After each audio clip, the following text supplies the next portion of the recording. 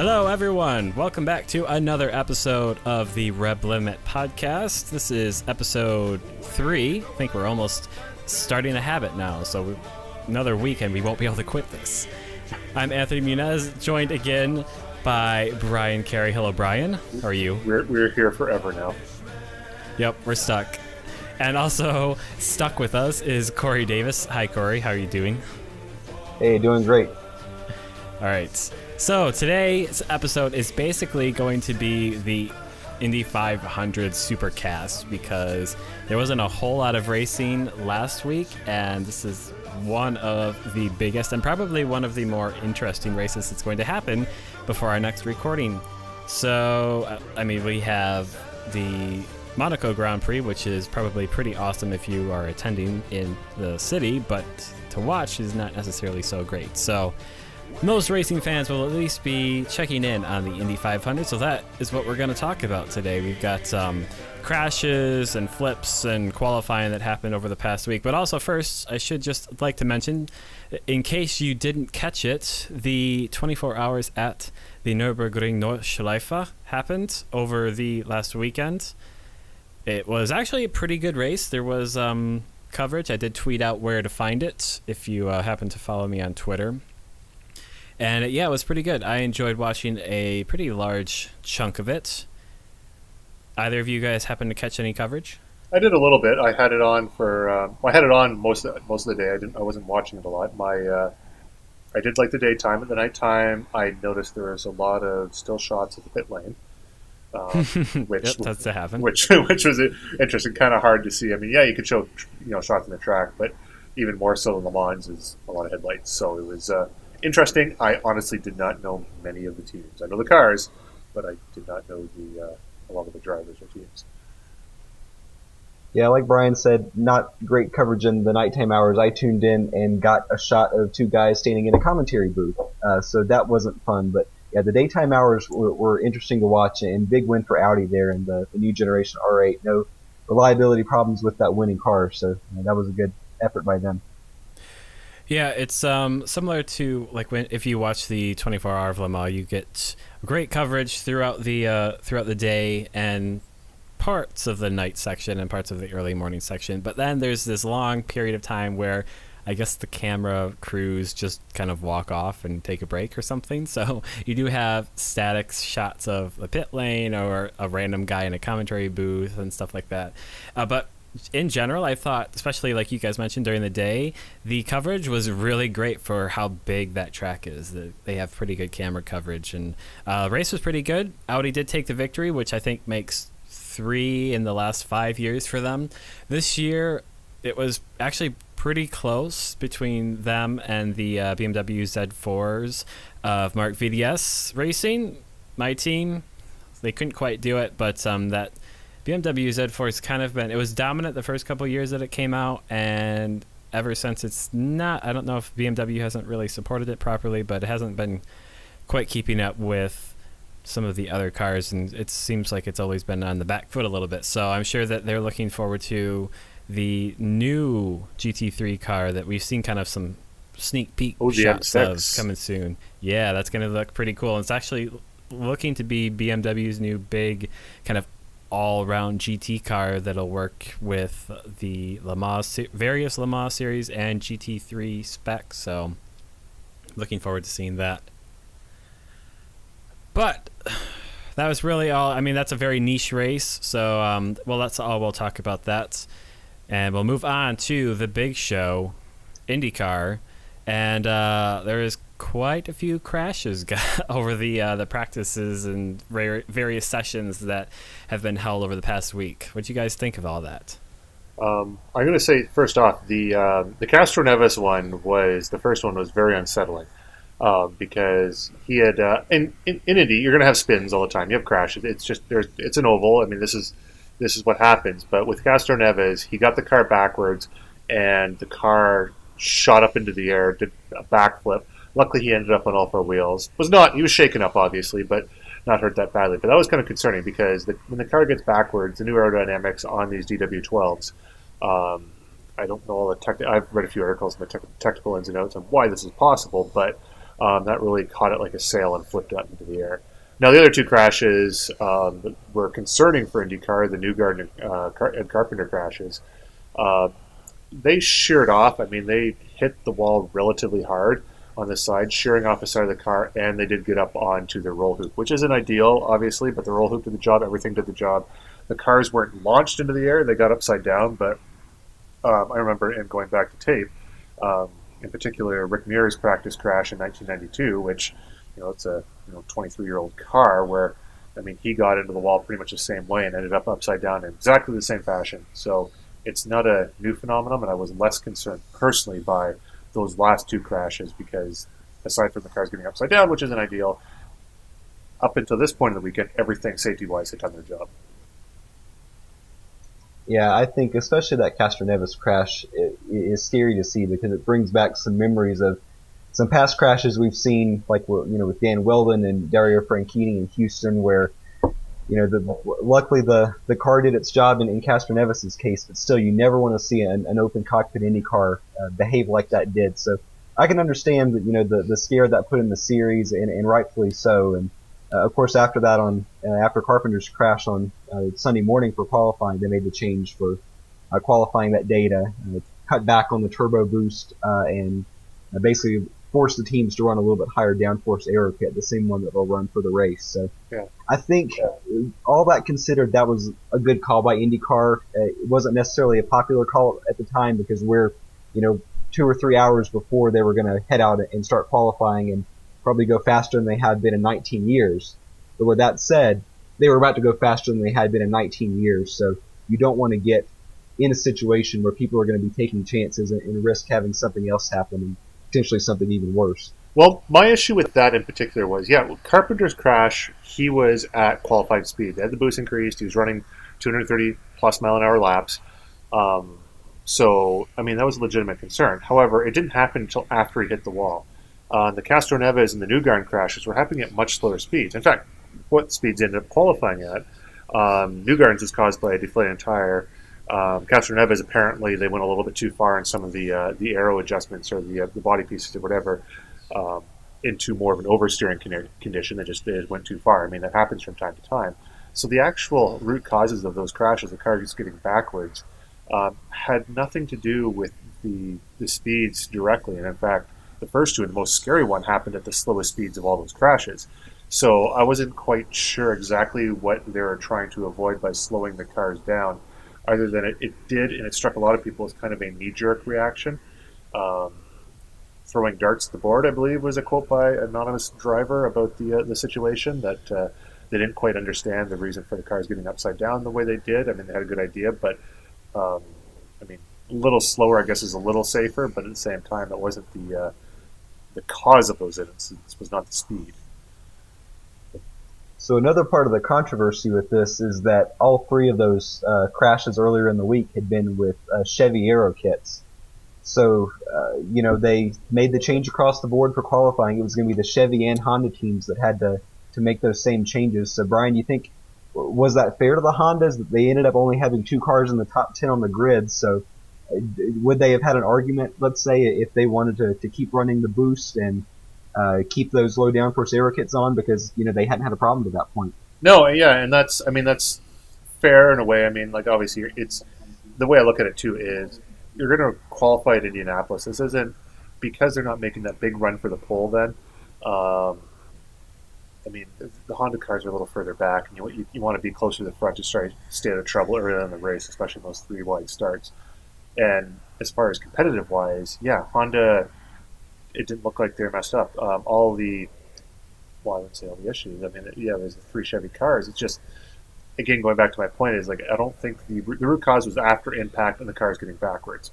Whether it's a Honda or a Chevy or whatever, I don't think, other than the Castroneves incident where he got backwards initially, was aero related, but I don't think it was necessarily because of the aero kit, aside from the fact they added a piece of the aero kit and they didn't quite understand completely and they got them too much oversteer. But that wasn't one that was causing them necessarily to go up. I mean, once those cars got backwards, perhaps. I mean, a Honda never got backwards.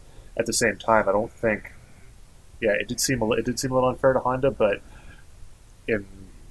maybe after cooler heads prevailed after an hour or two of discussions, I didn't hear huge complaints from the Honda people. Annoyance, perhaps, but not complaints, I would say.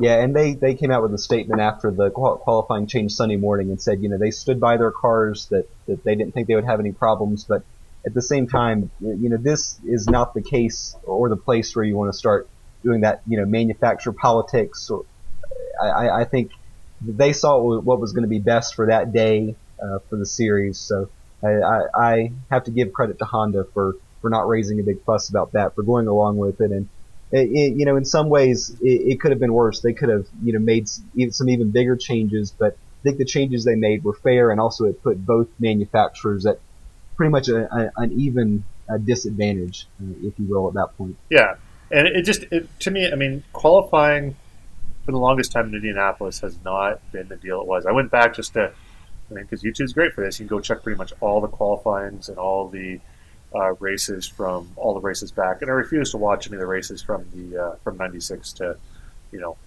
pretty much to the last couple of years. So I went back to when qualifying was a huge deal, and you're just not going to recapture that magic. So what it did was it kind of took the buzz out of already kind of deflated qualifying, to me.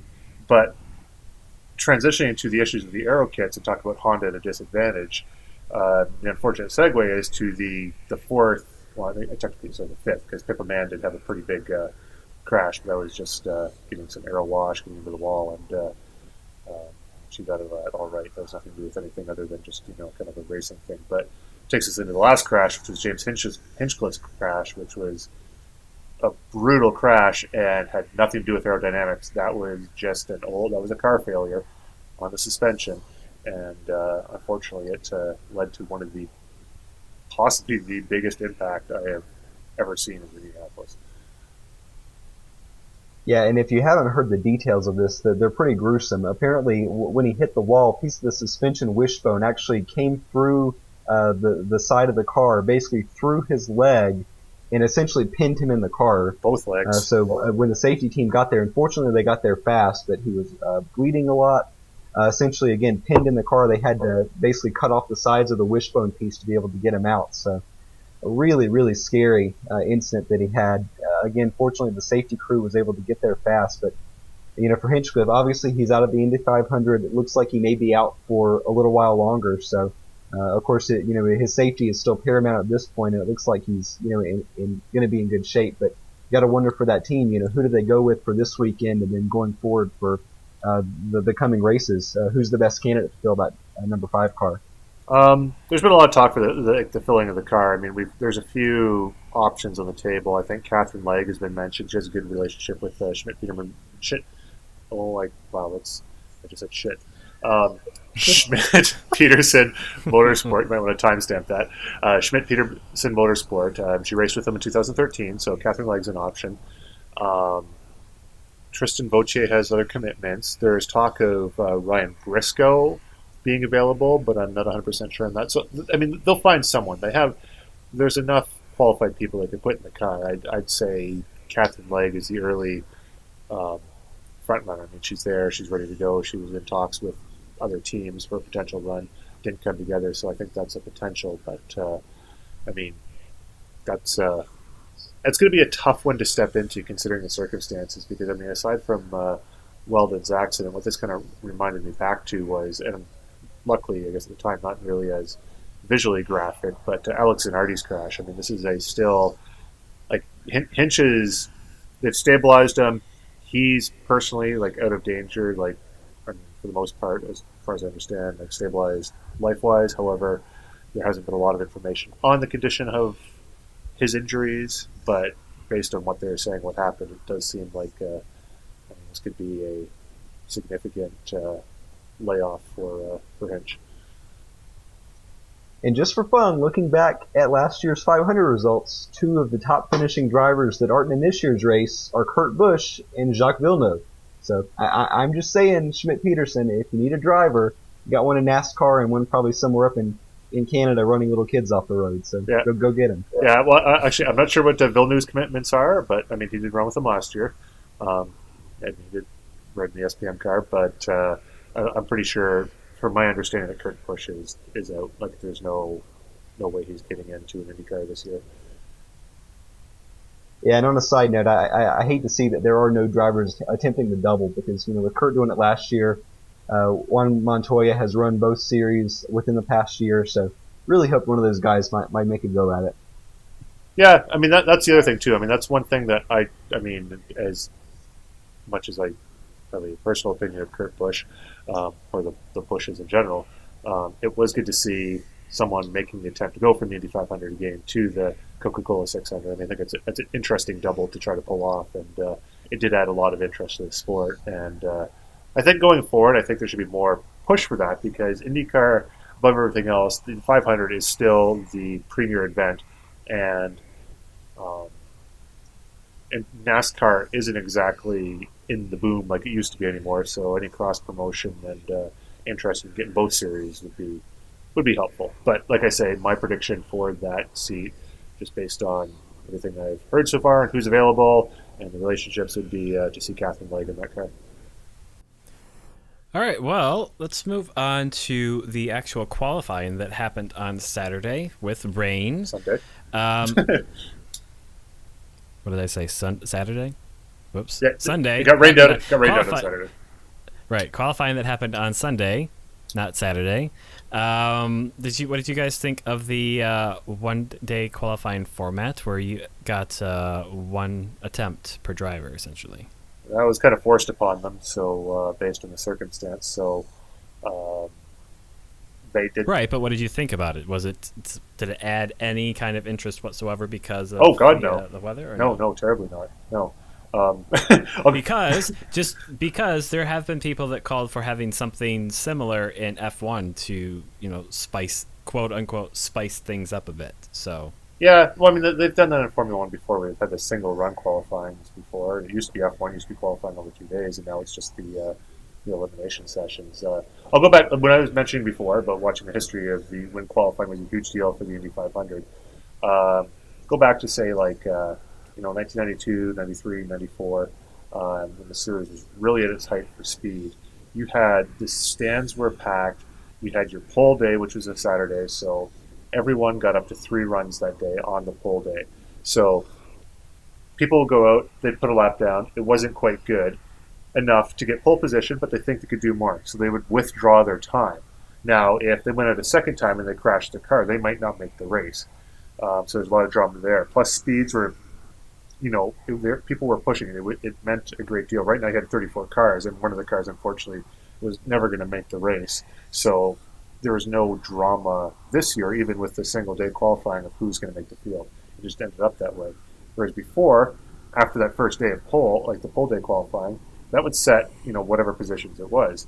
Then the next day, if you pulled your time out or got bumped from the field, you'd set a qualifying time. But even if you set the fastest time in the field, you would still fill in at the back because you would fall in behind the first day qualifiers, and you had a legitimate chance that if you tried to sit on a time to keep a better position, even if it was top 15, top 10, there is a realistic chance that someone could come in there and bump you out of the field. The single day qualifying for Indianapolis, even with 34 cars, and considering what happened in the efforts to slow everything down, it was unbelievably anticlimactic this year. Yeah, I appreciate the pressure that the drivers were under only having one attempt. But like you say, Brian, it really doesn't compare to what we've seen in past years, especially when there's been a lot of cars show up.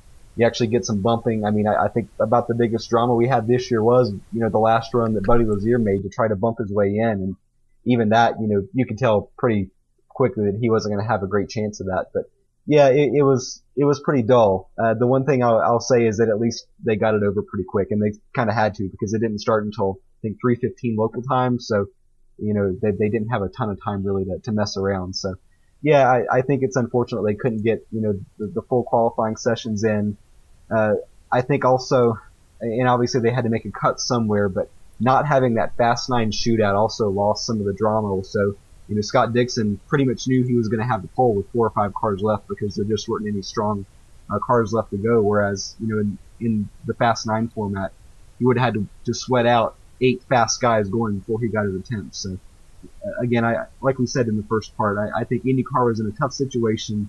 They made their choice, and fortunately, at least for the rest of qualifying day, everything went smoothly. But yeah, the qualifying this year missed a lot of the drama that we've come used to at the 500. Yeah, I don't think you're ever going to. Unfortunately, I don't think there's any way to get the drama back like you had in the early '90s, or I mean, obviously before then too. But it was just a totally different thing. And this year, what they had going for it was a chance to go for close to a speed record, increase the speed, that kind of drama. But it's about the race now. So to me, the qualifying on Sunday, change the format, rain delay on Saturday, goes to Sunday, change the rules a little bit to make things a little bit safer. They're just finding out who starts where, and after 2 laps, I mean, that's going to be all shuffled up anyway. So, but, it's about the race now. Qualifying's just procedure. All right. Well, with that, we'll move on. We'll move on to the lightning round. We're going to bring it back for this podcast and run through each 11 rows of the Indy 500, and Bryan and Corey will give you some quick thoughts, probably quick thoughts anyways, because it is the lightning round, of the drivers starting in that row and what they think about them and possibly their chances for their performance in the 500. So, going to start with Corey Davis. With row 11, we have Hawksworth, Coletti, and Clausen. What do you think, Corey? Well, among the guys in this row, probably the one with the best chance, and admittedly it's not a great one, is Hawksworth. And I think Boyd and his team admitted that they had the wrong gear ratios in for qualifying for pretty much all of their cars. So Hawksworth deserves to be starting a little bit further up the field, see if he can mix it up in the race. All right, row 10 holds Man, Chavez, and Saavedra on it, or Saavedra, excuse me. Bryan, what do you think about this row? Nothing overwhelming here. Chavez being a rookie, this will be his first Indy 500, which is interesting. Saavedra, I'm not a huge fan of him. Pippa Mann, this is her only race of the year. Always focuses on Indy, so while I don't expect a ton from Pippa, that's the one on this row that I'd be having my eye on. Okay, moving on to row 9 and Corey's thoughts on Daly, Bell, and Sato. Yeah, well, speaking of another driver that makes one run a year, that's Townsend Bell. Of course, he's an accomplished sports car driver also, but be interesting to see how he does in that number 24 car. It's got some Jeff Gordon tributes on it, but also I think in our first podcast we talked about Connor Daly, what to expect from him. Not a great qualifying, but he was only one spot behind his teammate Hinchcliffe in the results. But yeah, I don't think that those big aspirations that maybe I had expected for the race in the 500 are going to come to fruition. All right, well, row 8 holds Tagliani, Karam, and Hinchcliffe. Bryan, what do you think about this row? Sage Karam is going to be the one to watch from here. I don't know. I honestly don't know what happened to him in qualifying. I didn't see what the result was. He was only at 223, but he's been pushing the times in the practice since then once the cars have gone to full race trim. All the Ganassi cars have, so he's the one to watch. As we mentioned before, unfortunately, Hinchcliffe will not be in the race. We'll see who's running that car. And Tagliani, you know what? Normally he out-qualifies himself and then falls back in the race, so maybe starting on row 8, maybe he'll move forward this race. We can only hope. All right. Row 7 holds Di Silvestro, Jakes, and Vautier. Corey, what are the chances of these 3 drivers? Well, for Vautier, the chance is 0 because, like Bryan said, he has other commitments, and James Davison will come and take his place in that seat. But as a Dale Coyne car, I still don't expect much from it. When I'm watching is Simona De Silvestro. She had some of her Andretti teammates that qualified a little higher up. Finally nice to see her in what looks like a pretty good ride, even though it is in a Honda. But you think back a few years ago when she was one of, I think, 2 Lotuses in the field, so had no chance. There's been other years she's crashed in the lead up to the race. So finally it looks like things are going to shape up for her to at least be in with a shot this year. All right. Row 6 holds Ray Hunter, Ray, Graham Rahal. I think that's how you say your name, Graham, and Carlos Huertas. What do you think, Bryan? Graham Rahal, because actually I was watching his father winning the 1986 Indy 500 and was a huge force in the 90s. Only won the one race, but still, he's been looking amazing on the road courses. We'll see how the Honda can perform here. I mean, it's a Rahal name, so I mean it should do well. Ryan Hunter-Ray, obviously last year's winner in dramatic fashion over Helio Castroneves, and Carlos Huertas, who not an oval specialist by any means, but so I'd say Rahal and Hunter-Ray are America's big hopes on that row for that race. Okay, well, Corey, row number 5 holds Servia, Kimball, and Montoya. There's some more well-known names in this row. What do you think of row 5? Yeah, absolutely. The name that sticks out like a sore thumb here is Juan Pablo Montoya. Not sure what he's doing this far back in the field, but is a guy that won the 500 in his first start. Guy that's in that Penske Chevy power. Definitely will be one to watch during the race. I think he's probably one of the top 5 favorites to win the race. So be interesting to see how he works his way through the traffic early on in the race and tries to get up toward the front of the field. But my eyes will be on him on Sunday. Yeah, definitely. And in row 4, we have Hildebrand, Muniz, and Carpenter. Brian, what do you think of row number 4? Well, Hildebrand and Carpenter are also running for Carpenter Fisher Holman Racing, CFH Racing. Hildebrand, he is my sentimental favorite in the 2011 Indy 500. He had that thing won last turn, crashed, going around the outside of a slower car, got into the marbles, and ended up finishing second to Dan Wald in that race. Carlos Munoz, also an Andretti car, second in his first Indy 500, and had there not been a late yellow, probably would have won that race. Had himself set up perfectly for that final lap into that yellow. And Ed Carpenter, this is his place. This is what he lives for, the Indy 500. So row 4, actually a very, very strong row. Any one of the 3 of those guys can win this race. All right, row 3 gets us well into the top 10, Corey. The drivers on that row is Bourdais, Andretti, and Newgarden. What do you think of these drivers? Well, it seems like every year since 2006, when Andretti lost the 500 to Hornish, we've come back to the Speedway, and all eyes have been on him, saying, is this finally going to be the year one of the Andrettis wins another race here? It seems like every year he has expectations way too high for him, and he disappoints in the race.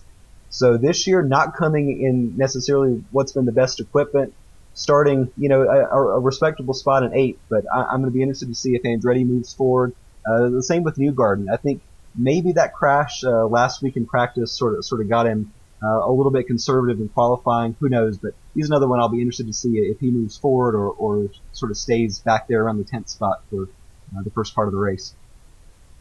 Yeah, it should be pretty interesting. The penultimate row holds Kanan, Castroneves, and Wilson. Brian, what are you thinking about these 3 drivers? Kanan and Castroneves, both winners before. Castroneves a 3-time winner, so, those 2 always a favorite. Justin Wilson jumping into what I call it a one-off, but he's doing a few races for Andretti, but the one-off Indy 500 here in that number 25 Andretti car. So always a threat, and the fastest of the Hondas in qualifying. Again, because of qualifying changes, the times don't necessarily mean what they would normally, but all 3 of those guys are strong. Wilson has won oval races in the past and has the ability to do so. He hasn't done it yet, so of the 3, the least likely to win. However, he's starting P6 in this race outside of row 2 and has as good a shot as any of those other guys. All right, and on to the first row. The 3 drivers starting there is Dixon, Power, and Pagenaud. We'll get both of your thoughts on this one, but Corey, let's start with you. What do you think of these 3 drivers? First, shout out to Dixon. Finally broke that string of poles that Team Penske had. I think it was the last 8 races going back to last season. So well done for Scott, former winner of this race. He's going to be a favorite. He had crashed out last year, but he can stay up towards the front. I don't think there's any doubt that he'll be a contender. The one I'm really interested to watch from the front row is Pagenaud. Certainly he's one of my favorite drivers in the series to watch, and probably next to Power, one of the top road racing talents in IndyCar now. Never really proved a ton on the ovals before, but he's got the equipment this year. He's got a teammate up there with him, so I think Pagenaud could be a dark horse, even though he is on the front row, but maybe to finally at least score a podium, if not a win here at Indy. Yeah, now Dixon's been there before. He's won the race. He's always fast here. Like he's been fast here since he's first gotten these Indy cars. Pagenaud, like you say, new to the Penske machine, and Penske lives for Indy. They're successful on all the tracks. They're obviously reigning champions, but it's right of this row here. I think this is Will Power's year. He's starting in the middle of the first row. Was hoping to get the Indianapolis sweep, getting pole and race win at the road course, get pole and race win here. He's starting second, so he missed that one by one, but I would, if I were to put money on one driver, the entire field, for this year's Indy 500, it's going to be that number 1 of Will Power. All right, well, we just took you through the entire Indy 500 grid and some of the thoughts on the actual drivers, but how do you guys think the actual race will go? It's going to be the last few years of the DW12. It's caused a lot of pack racing. Now this is going to be the first year with the aero kits. Both Chevy and Honda have added their own additions to the aero kits on top of that Dallara chassis. No longer using the Dallara components for the aero as well, which will mean hopefully we'll see a little bit of variation, and hopefully, it sounds strange, but hopefully it allows the cars not to run as close as they used to. Because the last few years, Indy has turned into a big drafting battle, and while that's exciting on some tracks, I mean, CART had been that way for a number of years on the 2-milers at Michigan and California. And I'll be honest, it is exciting, but Indianapolis had always been a little bit different. It's always been about a driver doing a better job, able to do something better with his car and be able to pull away. I don't think it's going to happen quite like that, but I'm hoping to see things a little bit more spread out than it's used to be. Not a lot, because we don't want things to, just guys to spread out, and that's that, and kind of follow the leader sort of thing. But for the sake of watching a sporting contest, if you will, I'm hoping things end up being a little bit more spread out. I think with all the Chevys starting up front, that they'll probably be able to stick together pretty well. But it's definitely not over for the Hondas. I remember a few years back, I think it was when Frank Eady won his last 500. No one really gave the Hondas a shot, but they got better fuel mileage that day. Ended up getting Frank Eady towards the front. That's when he held off Sato. So I think especially if someone like Hunter Ray can get up toward the front, closer to where some of his teammates are starting, those guys could be strong. And you never want to count the Andretti team, even though the Andretti name doesn't have a ton of success there, but you never want to count that team out in this race. It seems like they're always prepared on race day. Yeah, like it's the Hondas. I mean, once we come race day, I think it'll be pretty apparent if the Hondas have a competitive package after the first couple pit stops, because you'll see things like fuel mileage and their performance in traffic. It's one thing in qualifying and all that. I haven't seen how the practice has been going, but in qualifying, to get that ultimate speed, which it's kind of been acknowledged that all things being equal on a flying lap, the Chevys are going to be faster. That being said, you get a pack of 33 cars running relatively tight. Maybe the Honda's got the better package this year for running in a crowd. We won't know, but I think it'll be pretty evident within the first 30 to 40 laps which one of those two car packages is going to be the favorite for the race. And unlike a lot of past years where you've had an oval leading up to Indianapolis, there were none last year, none this year. So again, these aero kits are completely untested. So I think a lot of the teams are going to be on edge, like you said, Brian, at the start of the race to see how it plays out, because it could be that what one make or one team just has it figured out on race day. Okay, well, that kind of concludes the huge Indy 500 content we had prepared, and really, you couldn't get too much more in there without being completely redundant. So, that was fairly complete.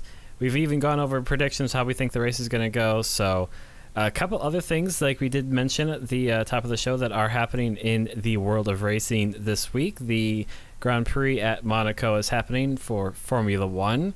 Either of you have any predictions or things you want to say about that race? I'm not seeing. I mean, it's the Monaco Grand Prix, so it's always a crown jewel. As far as like wheel-to-wheel racing and all that, that's not what.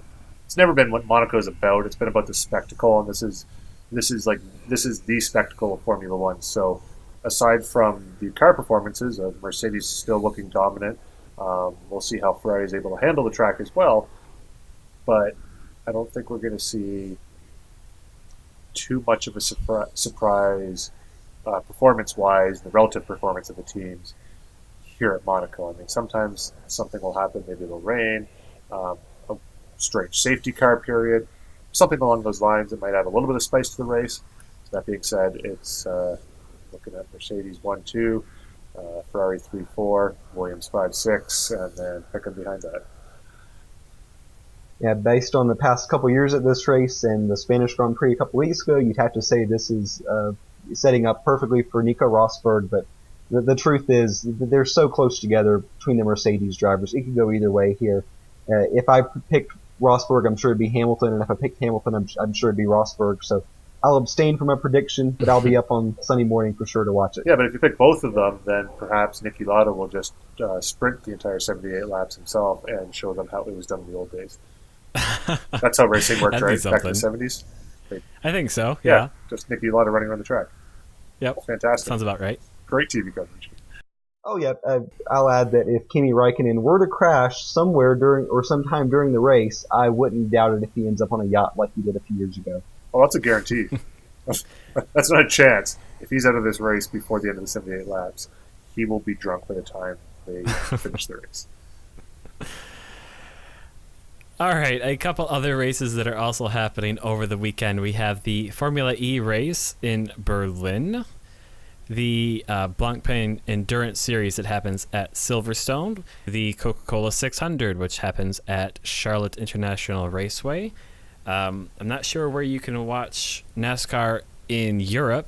I know you can watch the Blancpain races in pretty much every market on YouTube at youtube.com/GT1World. They are live streaming I believe they're actually live streaming every session now, including practice, qualifying, and of course the races. So I believe they also have archives up there from the previous endurance races and GT sprint races. And I have to say that all of those, if you like GT racing, all of those have been pretty good so far. We've seen some good performances by Audi, and the new Lamborghini Huracan, or Hurricane, depending on if you are from the UK or America.